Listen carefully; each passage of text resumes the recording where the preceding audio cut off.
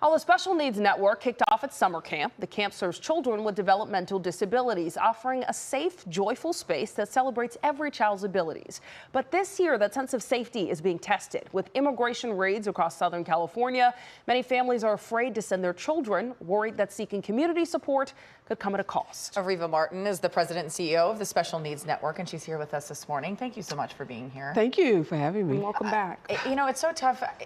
We're reading here that a lot of families that you were expecting at camp have not even completed registration. So tell us what's happening. Yeah, this is a camp we've been doing for over 15 years, and typically we get 150, 200 kids that get registered, or families register their kids for this camp. This year, like every other year, at the beginning of the year, we had over 150 pre-applications. You know, parents indicating. So it seemed like it was right on. Seemed like we were on track. And as it got closer, as these raids became more intense, as there was more media coverage, and then particularly the raid at MacArthur Park about 2 weeks ago. After that, we just saw those numbers take a deep dive. Wow. And now we have about 85 kids. We've never had, it's like a 40% drop in enrollment, which we've never had at this camp. So that's a huge drop. It's a huge drop, and parents have been very vocal about it, saying they're afraid to come out because they believe that camps like MacArthur Park or our camp will be targets for ICE raids. And so it's really disheartening to me. We know how important this camp is. We know how important providing resources are, of that academic enrichment that kids get, and then the social piece of it. Kids learn so many things during summer camp. And most importantly, they make friends, lifelong friends in many cases. So it's been really hard. Our opening day, we were happy to see the 85 kids out, but we knew that there were 50, 60, 70 other kids who should have been at camp this year. Yeah, and obviously there's no sign that these families are going to feel any kind of relief soon to move back to normal life. So what are you thinking long term, especially for families that see your camp as a sort of a lifeline? How do they juggle now the worries about these raids and immigration with the issues they already were trying to deal with? Really great question, and I worry about school. School's going to be starting back in about 30 days or so, and if they're afraid to come to camp, they may also be afraid to put their kids in school. I think we just have to keep trying to reassure families that, we will do our best, and we have a whole safety protocol in place to keep families safe at the camp. We know the mayor is working very tirelessly trying to, cause some of those agents to retreat from Los Angeles.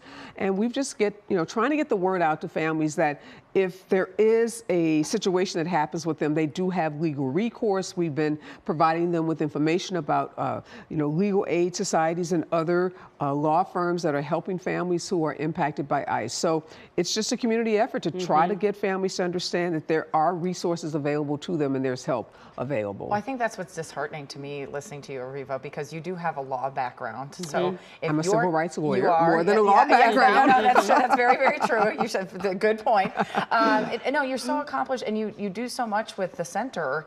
To see you and your organization being targeted is very disheartening when you think about all you've done within the community. I tell you, it was, Jamie, just kind of heartbreaking, like I said, when I learned those numbers. And we called families. I said, let's call these families to see what's going on.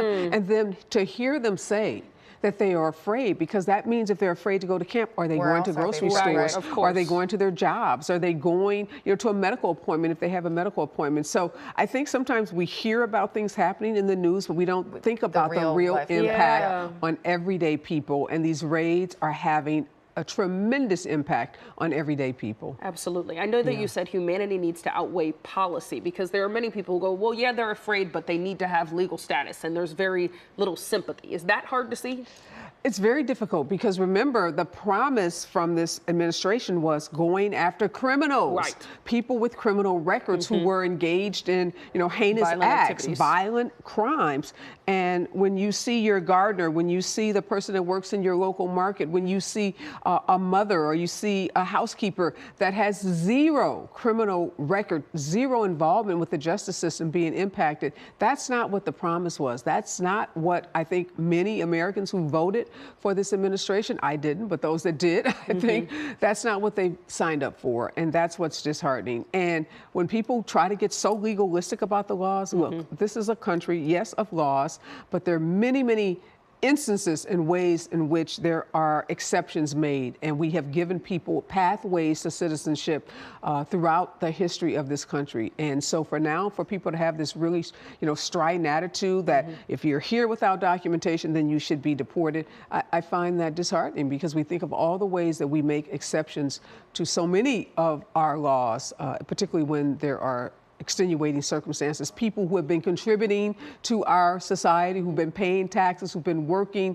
I'd like to think that we can find a way to protect those families. Well, and hopefully they'll come back to your center. So thank you so much, Areva, for being here. Thank you guys for lifting up the story.